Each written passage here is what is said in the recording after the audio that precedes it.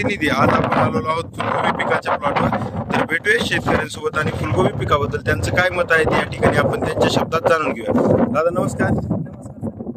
आपलं नाव? माझं नाव प्रथमेश बैराम लांब, राहणार चिंचपूर. हा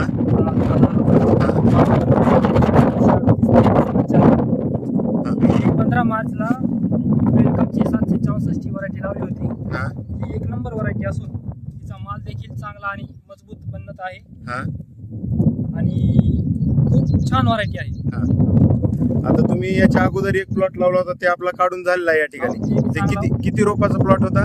5,000 लावला होता. 5,000. आणि हे किती रोप लावलं आहेत आपण? हे 10,000 लावला. हे 10,000 रोप आपण या ठिकाणी लावलं आहे. तर सरासरी 15 मार्चला आपण या ठिकाणी लागवड केलेली आहे. तर लागवड केल्यापासून सरासरी किती दिवसाला आपला प्लॉट काढणीस आला? 15 मार्च ते 17 मेला पहिली हार्वेस्टिंग सुरू झाली. 17 मेला 60 ते 65 दिवसात 60 ते 62 दिवसामध्ये आपला पहिला हार्वेस्टिंग या ठिकाणी झालेला आहे. झालं. आणि सरासरी आपल्याला किती किलो वजनापर्यंतचा गड्डा आपल्याला या ठिकाणी भेटला?